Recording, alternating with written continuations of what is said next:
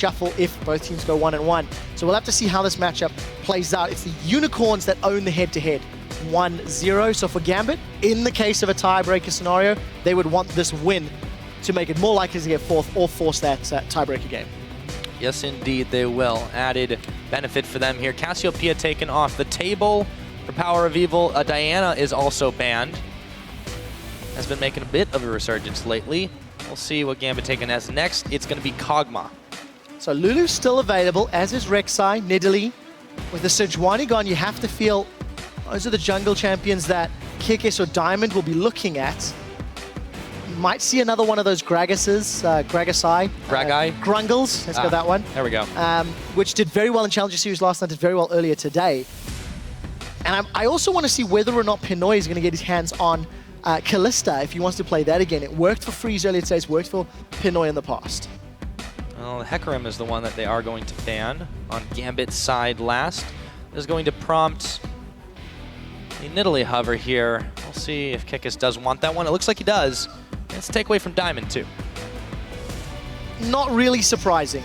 With Sejuani off the table and not playing Gragas necessarily, Kikis was the first person to play Jungle Nidalee in the LCS several weeks ago and had a fantastic performance on it and is continuing to do well. When you look at Chachi's summoner spells, he had Teleport Ignite, so knowing that Hecarim was banned, that's actually quite smart from Gambit. They've done the research, they know what to take away from Vizicsacsi, and wisely so. So Chachi will have to adapt. Most likely gonna take a Maokai if it's not locked in right now by Cabochard. It does, and they also take the Jinx, so very quickly picking up on the AD carry, the hyper carry, with Kog'Maw banned by themselves. Putting Pinoy on another champion that can do some serious tower damage. Hello. Oh, and we got Cho'Gath. So this is most likely going to be a Cho'Gath mid. It's something that I know the pro players have been spamming a lot of in solo queue. We've actually seen it from the LPL as well. You go back again, you roll the years back. Cho'Gath used to be a meta pick in 2000 and Season 2, but that is a very, very long time ago. The one thing I do want to see, I'm not believing the Poppy, don't get excited. It's just a little thing for Vizicsacsi there. Well, let's finish on the Cho'Gath really quickly. Long range ability, a 2-second silence from that Feral Scream, as well as an AP spell that scales on true damage. Any mega tank has to have a lot of HP to get away from that very high damage deal feast. So we'll see what Cabochard can do with himself as the game continues to scale. But this is the first Cho'Gath that we're seeing in Europe.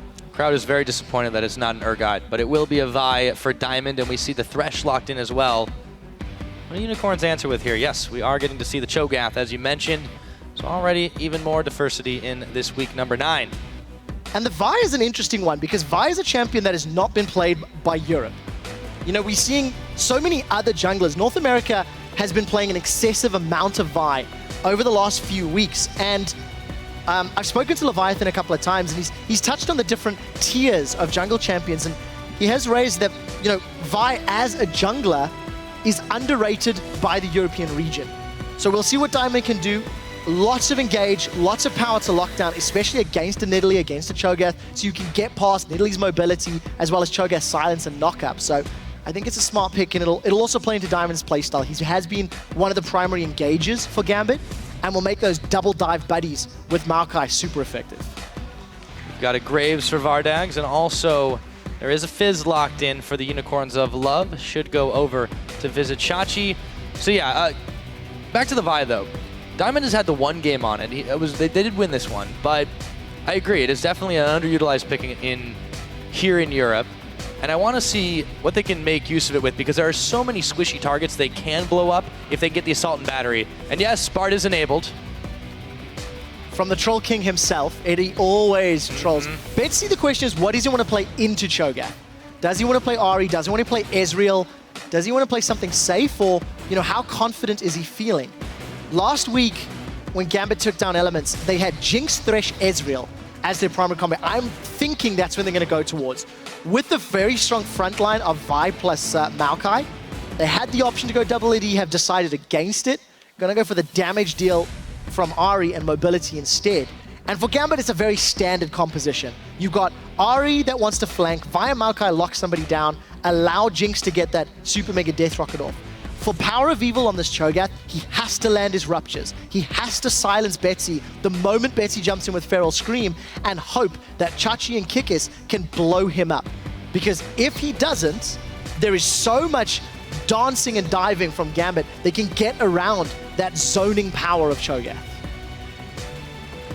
Yeah, it's very difficult to really, I feel, play Cho'Gath correctly, because if you don't land those ruptures, if you don't land your skill shots, yes, you do a ton of damage and you have fantastic AP ratios. However, you don't land them, it's all for naught. And yes, it becomes a variable tank later on in the game, so this is nice and flexible for them. Yeah. But it's still risky. Oh, there's some love. Giving Sheepy a ride. Hang on a second. Since when does the unicorn mount a steed to leave the battlefield? Leviathan should have got on Sheepy's back there. Yeah. For that to be thematically correct. But the Fair one thing enough. I want to see, I'm interested to find out how the itemization is going to play out, because you highlighted the fact Cho'Gath does get tanky. His feast stacks give him a lot of HP. But there's no other tanks for the rest of the team. Oh yeah. Now, the crowd's pumped up as we're loading onto the Rift.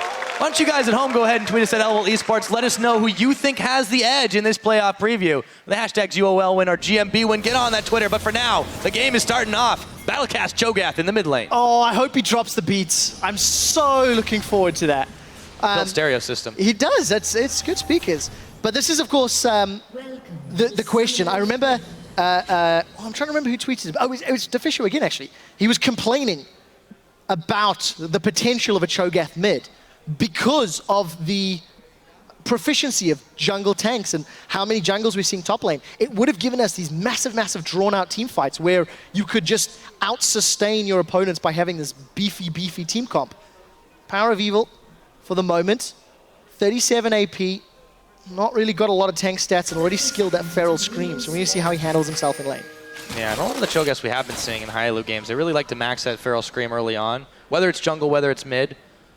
We'll see what PowerOfEvil does, but he's well on his way to that one. And this game looks like Unicorns are looking for an invade here, but there was nobody hanging out in that brush. They're going to be revealed, but they get a couple of deep wards down to their own, so Gambit won't be able to do much about it. Yeah, and no reaction from Gambit either, despite the fact they spotted 4 members of UOL.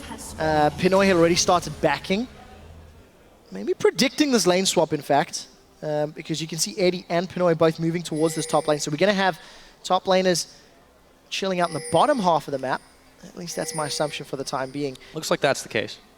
And we'll see how Unicorns can handle themselves. It's interesting because there's so much more damage on the side of Unicorns, but there's so much higher level of tankiness on Gambit's side of the map. So this could become one of these games where the team that gets ahead can use either their survivability to deal with whatever burst Unicorns is putting out, or alternatively, Unicorns can burst through Gambit. So the laning phase is going to be very crucial to how the mid game is going to get played out. The only thing that Gambit has in a much better scenario than UOL is initiation power. Vi cannot get interrupted at all, whoever she sets her sights on, and Hylissang is going to be tied to hitting level 6 and obviously having that flash available.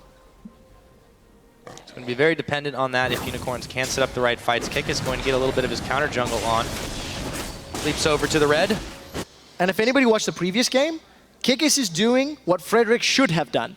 Kikis is invading on the side of the jungle where he does have the ability to get support from his AD carry. There's not a lane swap in this scenario, so it's still a little risky, but it is much less risky than the previous matchup where Giants gave up first blood and the buff to elements. So smart play from Kikis. And he gets out scot-free too. Diamond came in time to just see it being taken. Be able to clear away the Scuttle Crab by the Baron Pit as well. And right back to it. Edward was on a little bit of a roam, but he decided to go back to lane. Well, I want to have a look at this middle lane. See how PowerOfEvil's farming up on this Cho'Gath. Got himself a decent amount of CS. And of course, doing some battle. Nice little follow. Still, this is going to be a little bit of a slap for a while. Yeah, back in that mid lane, you do see PowerOfEvil. He's got himself more of that farm. He's got a decent edge on Betsy right now, who hasn't really had much of an opening to really do any serious damage to him. No, not a massive amount, but the one thing that is quite nice about PowerOfEvil's Cho'Gath is the fact that he's got quite a bit of sustain whenever he does kill monsters or minions thanks to that carnivore passive. And I would like to see how long PowerOfEvil sticks around as well as his itemization. Anybody that's played AP Cho'Gath when DFG RIP was still in the game is just so much fun. Rupture into Feral Scream, a little bit of a feast to nom down. I want to see how he handles himself, but Betsy not being caught out by the fairly predictable skill shots. With bottom Just lane. yet anyways, yep. Kikis is going down bottom. Cabochard could be in a world of hurt. Let's see if he is. Dodges out the spear. Playful Trickster on. That's going to be a flash burn, but we could very well see first blood, and it looks like it will go over to Vizicsacsi. Yeah, very smart play. And looking at the way the jungle picks worked out, first pick Nidalee, resulting in first blood. There's also been a buff steal. Kikis on a very comfy champion. Oh, Eddie's been stunned. Yeah, he does get away though. Threw his lantern down for a little bit of a shield. Pinoy was able to cover fire for him. Yeah, the one thing I also think you have to highlight is just how important Fizz's W, that Sea Stone's Trident, will become. Because of the fact that Cabochard and Diamond will most likely build very tanky, very beefy. Every single time Chachi jumps into melee range and gets those auto attacks off, it's dealing percentage HP damage. So Fizz is one of the better tank busters in the meta at the moment, as long as you can get him to a point where he can duel, where he can stand and fight and stick around for long enough. So a lot of pressure on Chachi to deal with these tanks as the game will scale and move into the mid game for team fights. We'll see if he's able to do it. Meanwhile, on the other side of the map, you can see Diamond making his way into the river, steps off the Nidalee trap. You can see he's gone for the skirmishers again. That's been one of his favorites, and it makes a lot of sense on Vi. I'm trying to remember what Kobe said on PTL, the infatuation with skirmishes saber from Europe. Could argue ahead of the curve or not. Kikis actually gets jumped on by Diamond. Oh yeah, Diamond's able to return some serious damage, and Kikis just hasn't done that much. He's got the red buff though, so Diamond's gonna back off of this one. And there's a very good example of why skirmishes saber works out. Yep. Diamond jumps in, Vault Breaker, and gets those denting blows. So wins the trade, but it doesn't result in anything. There was no gank available. Diamond's still playing to get to level 6, and Eddie again eats a stun from Hylissang. But at the same time, they couldn't pass any further forward without running straight into his zap. Pinoy's been protecting his carry quite well this game. Oh, Hylissang. However, He's got there's the the flash. There is the stun. Eddie flashes out, but he can't escape the buckshot. And Vardags takes him down. Pinoy now on the retreat. Straight up outplayed. Gambit got themselves into this 2v2. They actually spotted all of the unicorns in their jungle and took a Gambit as to where they're going to put their duo lane. And unfortunately, they've fallen behind over and over. Because Hylissang, every single time we look top, Hylissang is zoning Edit, zoning Pinoy. It's not resulted in CS yet, but the fact that First Blood landed on Vardags, he's got enough for a BF sword, it's going to give them even more burst potential before Hylissang's even hit 6. It's true. It's going to give him a really, really nice boost in his gold as well. So we'll see what he does with that. Should be the BF sword. Does he have enough gold for it? Most certainly. Yes, indeed. And he also gets the boots. Take a look at that fan vote. 74% of you guys saying that Unicorns of Love are gonna come out on top. Wow. It's fantastic. The fans at home really getting behind the Unicorns of Love. And, you know, we looked at those graphs at the beginning of the game. Unicorns have been a steady top 4, top 5 team through the entirety of the split. Mm-hmm. Despite the inconsistency. Yes, they've dropped games here or there, but as we said, you know, last week, they won 75% of the games of teams above them and lost 25% below them. So, oh, look at those Cabochard and Chachi. They're going back and forth. Yep, up comes the Earth. Let's see if Vizicsacsi can finish off Cabochard. However, now that the ult's down. It's tough to get excited for these really drawn-out fights. Hit him! Hit him with a stick! Up! And he goes down. I guess Cabochard just had to take a leaf out of that lane. He didn't make like a tree and leave fast enough. Took a really long time. Yes, it did. In the end, though, Fizz still tank busted. I don't know if busted is the right word. He killed the tank. Okay, all right, you got me there. But yes, either way, 2-0. He wore him down. He wore him down. I prefer that. I think that's better suited. Gotta try to remember what Free said in the interview earlier. It's when you're playing against a Maokai, you're not fed. It's like trying to cut a tree down with your palm. Chachi's got palms of steel. But the scary thing with this, 2-0, the closer Vizicsacsi is to getting his Trinity Force and then beginning to roam with Kikis with PowerOfEvil, there's a lot of mobility and again, like we said, a lot of damage.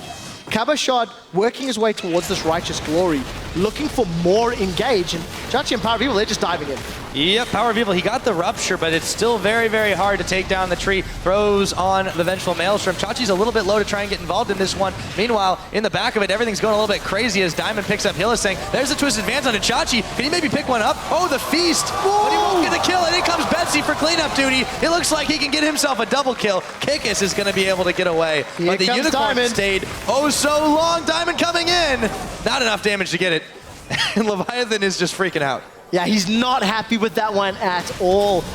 He is happy with that one. Sheepy with the unfortunate dive from the Unicorns of Love, trying their best to make that dive happen. And Cabochard survived for so long that it allowed both Betsy and Diamond to get into place. So they ended up trading a couple of kills here or there, but very importantly for Gambit, they secure the tower. For a team that was falling behind in Global Gold and that had given up kills, they do manage to pick themselves up. So this was Hylissang trying to just zone Diamond away and actually preventing Hylissang. And the rocket. Wow, didn't even realize it happened. Trying to prevent Diamond from getting involved in the dive, because had Diamond been able to jump onto Kikis, knock away PoE, knock away Vizicsacsi, that could have been an even cleaner fight for Gambit. So they do end up trading back and forth, despite the fact Diamond blew his flash for that one, unable to get more. But again, power play, Gambit punish UOL for the over-aggressive dive. They do indeed. Now Unicorns thinking about pushing on this bottom, but it's just Hylissang taking a few pot shots at it, and in comes Cabochard for the defense. Now that they've secured themselves the top turret, Gambit can go down bot and wait for the next dragon to come up, but they've got a little bit of time on their hands before that happens. Yeah, you can actually see Unicorns are dictating the lane scenarios at the moment. A few minutes ago, Vardags and Hylissang, recalled, picked up the BF, so went bottom lane. And Pinoy and Edward not looking for that 2v2, despite the fact the tower is down. They've still stuck the AD carry and support up top. So Gambit need to rectify the head-to-head matches. If Cabochard is left alone in this bottom lane, Vardags and Hylissang should be able to push the wave in if they want to. For the time being, though, Hylissang is roaming. Unicorns playing a very, very aggressive red buff control. They've stolen 2 away from Gambit already. Yeah, Diamond has still been able to make some plays, but that's definitely got to be frustrating. He's gone for the Warrior, of course. A little bit of extra damage, it never hurt. Now he's going to be joining Cabochard in the bottom side. Vardags has already backed away from this one, though. Edward's going to run face first into a spear and a trap. Turn right around after that. 2 minutes till the next dragon's up. So Gambit got the first one uncontested. Just being in the right place earlier than their opponents. But the main thing to note here, Gambit are not responding to the invades. Edward is alone, and he's been stunned by Hylissang. But burns his flash. The problem here is Gambit have completely lost control of the top half of the map. There are some sweepers, but they're not moving into clear that vision quickly enough. And Diamond, they're going to set up another dive. Here comes a rocket from mid lane too. Oh, yes it does, but it goes a little wide. Vardags is still going to go down. Assault and battery to finish him off. In comes Vizicsacsi. Diamond, he's got the Chum the Waters on, and he gets taken down. Vizicsacsi now, though, in a dangerous situation with Betsy coming in and picking him up. So despite the fact Unicorns are sticking to their lanes well, Gambit is moving between them when engages are happening. Pinoy, he's found Hylissang. Yes, he has. Let's see if they have enough damage to polish him off. Another teleport coming in. The Feral Scream was not really going to deter him from much, and Pinoy gets excited after picking up Hylissang. Exhaust is down, gets the zap out, Twisted Advance on. PowerOfEvil trying to salvage something, but he's going to fall. It's Cabochard picking up that kill. That was a getaway. Great flash play from Edward to keep both PowerOfEvil and Hylissang in place. After Gambit get the towers, but after they get the tower dive, the tower on the bottom lane, Gambit is able to teleport up and support Pinoy and Edward in the middle lane to get even more damage on the map. Despite the strong start from Unicorns, they are falling behind the aggressive plays from Gambit. So Gambit have managed to get themselves a nice little gold lead in this with that series of plays. And by turning the pressure up, Unicorns have found themselves on the receiving end. It's quite a lot of damage. 15 seconds till this next dragon is up. Gambit looking to get in position. Diamond already there on the scene, clearing the Skull Crab out. Yeah, we need to see how Unicorns plan to deal with Gambit. If Vizicsacsi wants to play split push, he can deal with Cabochard at the moment, especially with that Trinity Force. The risk is he can get dropped so quickly the moment Diamond or Betsy go to help him out. So for Unicorns of Love, their strategy has been to try to control Diamond, try to control his jungle, and while that's worked out, Kikis has got a 20 CS advantage, has stolen multiple buffs, it's not prevented Gambit getting 7 kills on the board. 3 of them, Diamond's been involved in directly, and he's actually secured 2 of his own. So for Unicorns to adjust, I feel like they're going to be relying on Chachi with this Trinity Force for the next few minutes to buy time, seeing as neither team has those teleports. And look at that, Cabochard doesn't even pick the fight. Yeah, I mean, it's a little bit odd here. Now we see Gambit setting up for this dragon. They're all in position for it, and there is no teleport, however, for either top laner. We'll see if Unicorns want to try to contest this one. Cho'Gath's coming around the side. Diamond has already come on in here. I think it's going to nearly get stolen away. Kikis tried for it, but it's smited at the end of the day by Diamondprox, who picks up number 2 for Gambit Gaming. That was a really great smite. Kikis was throwing the javelin. We saw the collateral damage coming up from Vardags. Kikis even hopped over the wall to try to smite that one out. So very well played by Diamond. He did actually secure that one. So well played. Dragon number 2 at 15 minutes, not the earliest. But Gambit going to their roots, maintaining dragon control. And you know, the longer this game goes, the happier they're going to be. Eventually, Diamond's going to be able to set his sights on PowerOfEvil, on Vardags, and shut them down. We're hitting 15 minutes, and that's a fairly late Rod of Ages from PowerOfEvil. Traditionally, you like to see that a little bit earlier. Push a lot of damage onto that bottom turret, but they do have to back off. Let's see where Kikis decides to go here. He puts down a ward. Gonna try to just scare off Gambit, and it looks like it's worked. They should be able to secure this outer turret. But yeah, so far the mid Cho'Gath hasn't really done a whole ton for PowerOfEvil. He's 0-2 right now, has a later Rod of Ages, as you mentioned, with the double Dorans that had already come in. And Betsy's really never been in any serious danger. Most of the threat from PowerOfEvil has been on the roam, and he's also bitten the dust a few times. That's definitely the case. And you know, it's interesting when you actually look at this. PowerOfEvil, a guy who has played Syndra, who can play LeBlanc, and had the option of Ahri. They second-picked this Cho'Gath. Now, for Unicorns and Gambit, they've both... Ooh, it's a big spear. They've both locked in their playoff spots. So the Cho'Gath pick could be just for some practice on the stage with it. Throw out that psychological battle ahead of a quarterfinal matchup against your most likely team. Edward, he's called Kikis. Oh yes, he's going in. Pinoy's gonna launch the rocket. It comes in. Look at that damage as they take down Kikis. Vizicsacsi teleports in, looks for Cabochard, might be able to find him. He gets blown up, chopped down by PowerOfEvil, but now PowerOfEvil's caught as the tower goes down. Hylissang, Diamond turns his attention to Power. Eddie's gonna get the kill credit for that one, but a massive Tibbers is gonna slow up Gambit for just a moment, and now they're right back to it. Vardags going down, Pinoy on a spree.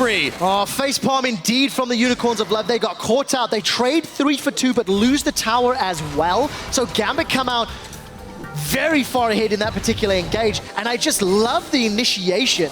Gambit do not hesitate after Eddie lands what was actually a blind hook. Yes, the ward was just killed, so he had the information to work with.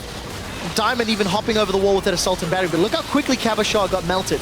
As long as Chachi can continue fighting, then Unicorns can do well. But because Chachi was forced so low so early, was unable to really clean up more, despite getting that last little hit. And Vardags with a very aggressive flash in. What was he trying to do? I think he went the wrong direction there. That I think so. Looked a bit odd. He offered himself as tribute. Back to this one. So Gambit, you know, they traded a little bit better in that. They've got a tower advantage. It's a slight one, but they still have it in their favor. However, the Unicorns have definitely been grabbing some kills back for themselves. So they're definitely not out of this one just yet. Gold lead favors Gambit, but only by 1,500. Yeah, it's not a massive amount because of the fact that Gambit have been unable to defend their towers, but they have maintained perfect dragon control.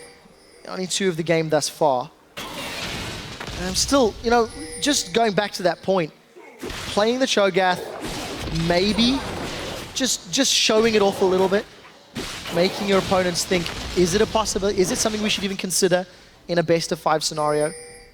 If you look across the map, yes, he is 15 CS down. Got a kill, got an assist, is going to scale very well. Got all that free HP, so how do PowerOfEvil and the rest of the Unicorns plan to use it? That will indeed be the question. the time being. Unicorns, they've controlled this side of the river, but it's still about 2 minutes before the Dragon is going to be coming up and available. Gambit have gotten the first two, although that second one was very, very close. Unicorns are not keen on giving another one over. Yeah, and look again, Vizicsacsi off in the side lane alone. The rest of the Unicorns grouped up middle. They're going to be using the teleport threat, but they're at a teleport disadvantage. Here comes a tree from behind. Yep, he uses it. They're going to jump onto PowerOfEvil. A hook is going to fly in his general direction, and oh, so much damage onto him. Cabochard grabs that pick. PowerOfEvil back down on the stacks, but Vizicsacsi continues to push up in this top side. There's quite a lot of Gambit members in the middle, but they've not got mini waves just yet. Well, disappointed fan indeed. The best the Unicorns can hope for will be a tower trade. Vizicsacsi's made it to the top inner turret, while the rest of Gambit have made it to the middle inner turret. The thing that I like about Gambit's play, they knew they had the teleport advantage, and they used it instantly, considering how the previous fights had gone. Yeah, Vizicsacsi might be able to polish this one down, but he's going to start tanking a lot of turrets. Oh, he Playful Trickster's right back in as the next minion wave comes up. So they do get the trade on inner for an inner. And they don't lose anyone, so you got to say Unicorns is one of the better things that could happen to them in that situation. Yeah, and it is something that is beneficial, but it's also the champion pick, because there's nobody from Gambit that can really deal with him 100% yet, despite the fact that Cabochard's Maokai is getting beefier and tankier. It'll be a while before he's going to be able to sort of shrug off Vizicsacsi in that 1v1. And what looks to be another red buff steal. Unicorns evened up the gold difference with that tower trade. And I'm not sold on this Cho'Gath. I don't see what Cho'Gath offered the Unicorns that a LeBlanc and Ahri. Also, as a quick note, Cabochard has got that little ring from Vengeful Maelstrom. It's actually not on. It is just a visual spectator bug from our spectator client only. So don't worry about that red ring. You'll see his ulti turned on in just a moment because it looks like we have a fight coming. Looks like we do. There's a teleport in, so Vizicsacsi shows force. And Gambit are going to be backing off for the time being. The only risk in picking those fights in the river is obviously all the AoE. From Chum the Waters, from the Rupture, from the Feral Scream, Gambit don't want to run into it. And because they lose position, Gambit are the ones that are caught napping. They give up a mid-turret. They were pushed deeper into the bottom half of the map.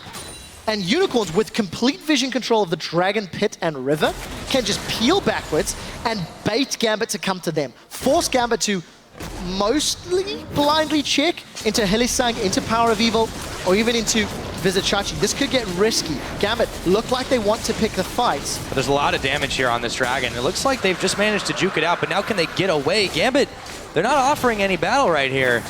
They're going to wait in the brush instead. No.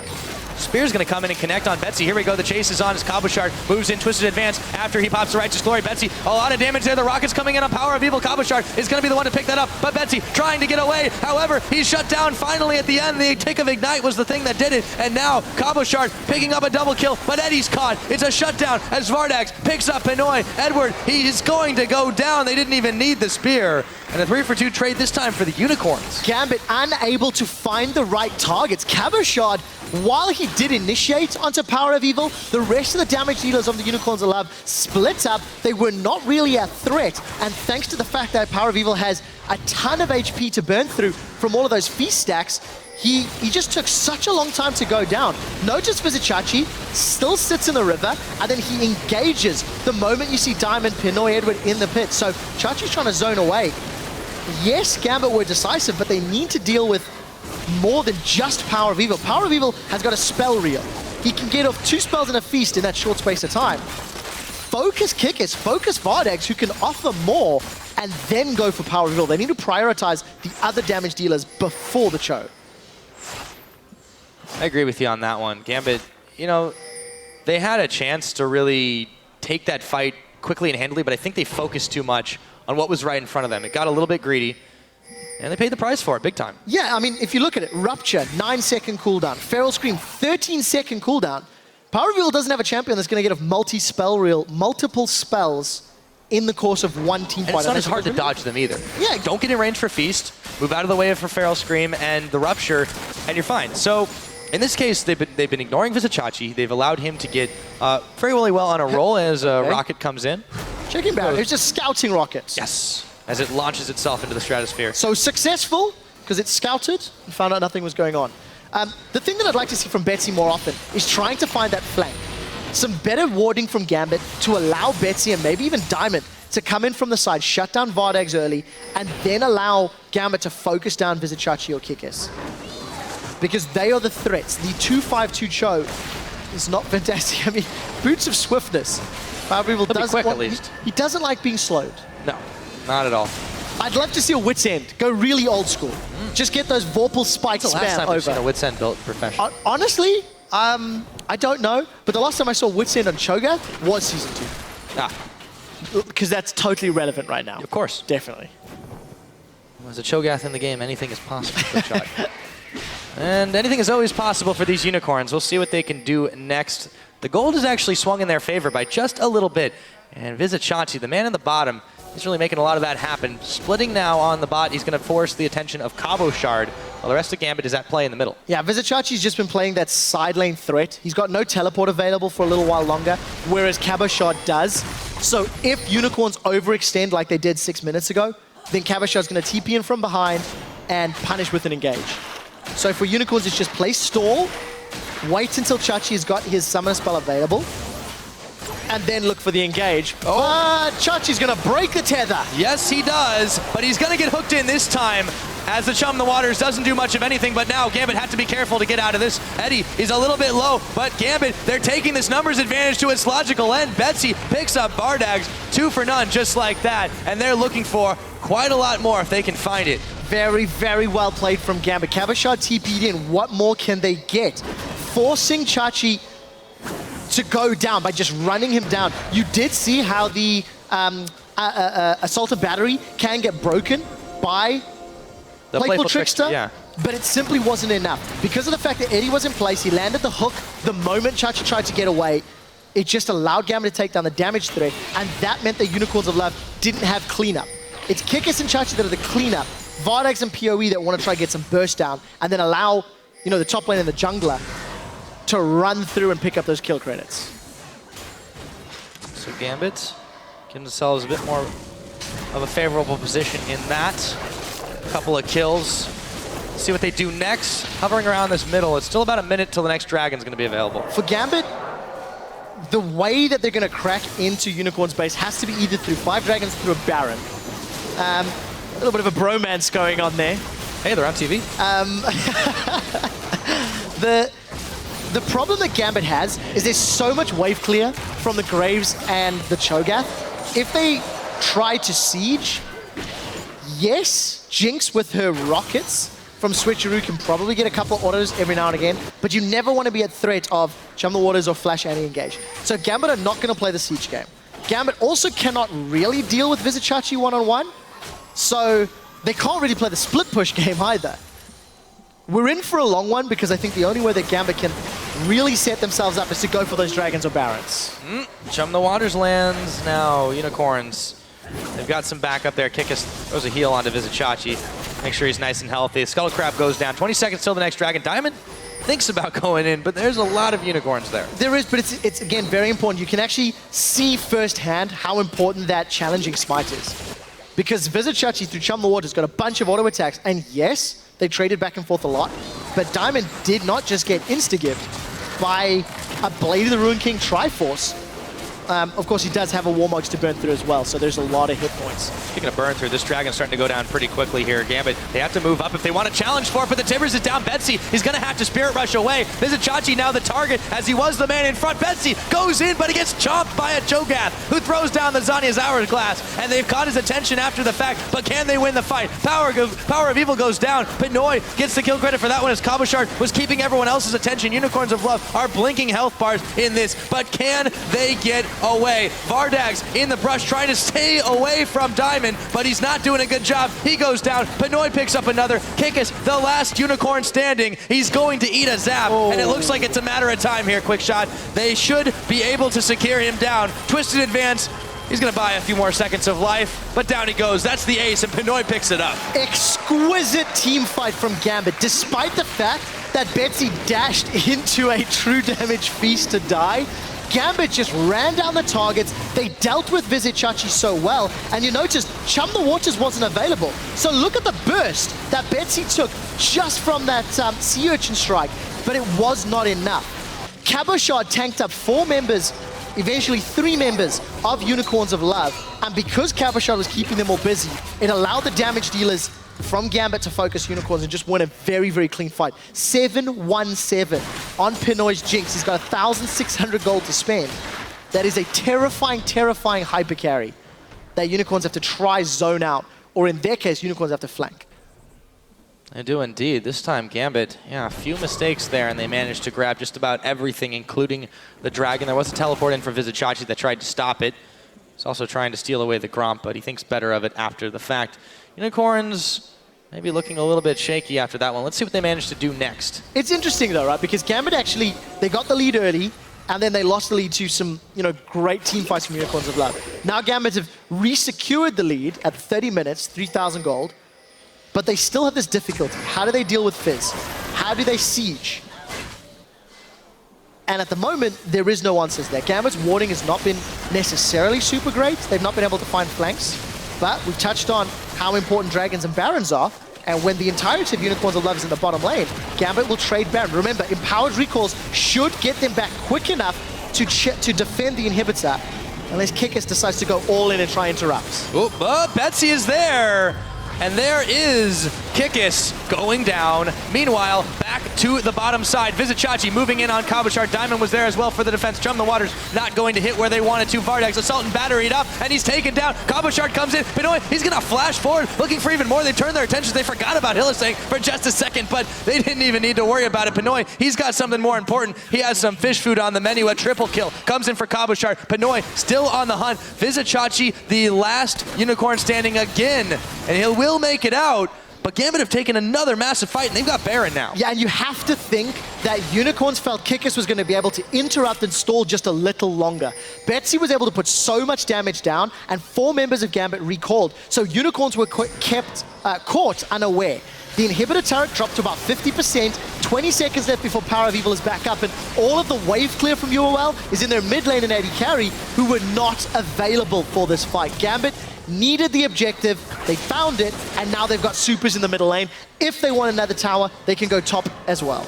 Looks like that might be what they're doing. A large wave built up there. A couple of them hesitating, actually, waiting to see if they can get anything more out of this. Clearing away the pink ward over by the blue side. They will back away now, or at least a couple of them will. And he's still looking for something as the Unicorns have mobilized the defense up top. Cabochard just get a little aggravated there. 8-3 and 10. He picked up a triple kill in that previous fight. Pretty good score for a Maokai. Very, very smart. And this is the problem the Unicorns had from the moment picks and bans were locked in. If Gambit were going to get tanky enough, their bursty damage dealers are either super short range, PowerOfEvil on Cho'Gath, or very reliant on multiple attacks. Kikis needs to get into melee range, which means he needs to be in range of Diamond, of Cabochard, their CC, and that allows Betsy and Pinoy the freedom to move around. You've never really felt that Pinoy and Betsy were at threat unless they were out of position. The few times they've gone down is because they were diving a little too deep. Yeah, Pinoy has actually been in a really, really good position most of this game, if not just about all of it. Now that he's gotten so far ahead, gotten all of those items in his pocket, he is just wrecking down through these towers. You can see that power of a Jinx siege. Gambit, they're just not letting up on the pressure, and Unicorns are in some serious trouble. They are trying to make something happen up top, but now they've actually sent Kikis back to defend this one. There's the flash, the Tibbers on Betsy, the knockup is going to follow. Inhibitor's very, very low. PowerOfEvil gets the ignite down, but Betsy staying alive and power. He throws the Zhonya's down, but that won't be enough. He gets a feast down. Pinoy, they still take him down. It's Diamond who's going to come up with that kill. Meanwhile, Vardags shuts down Pinoy, but he dies himself. Hylissang charmed up. They're going to take him down. Kikis, a double kill going over to Diamondprox. Kikis is going to fall after this one, and Betsy picks him up. Meanwhile, the top lane, their twisted advance. Vizicsacsi, I don't think he's getting away from this one, and I don't think the Unicorns can hold on much longer here, QuickShot. 3 members of Gambit pushing on the Nexus turrets. Well, the Maokai and Gambit dug deep enough to deal with that split push Fizz. Cabochard ran Vizicsacsi around in circles, and Gambit looked poised to take fourth. It looks like that is going to be the case. The Nexus is going to fall. 33.5 in. Gambit Gaming have done it. Little bit of a shaky mid-game. You know, Gambit, they didn't have an answer to the split push. They didn't have an answer to sieging, but they did know how they win. And it worked out well. For Gambit, as long as they pick up a win tomorrow, they lock in that fourth place. But there is a lot on the line. Choice of sides in quarterfinals. A lot indeed, but you know, good performance from them at the end there. They utilized the tools they did have. As you mentioned, it was a little bit shaky in the middle, but they brought it back. They dug deep, and they really were able to play that out well towards the end. Yeah, I just have to, again, you really have to question, what was the point of the Cho'Gath? What was it meant to do? That's something that I'd love to know from Unicorns. I think it was meant to eat champions, but it didn't do it quite enough. Well, it got Betsy once. We'll give them that. But like I said, it could be a psychological play.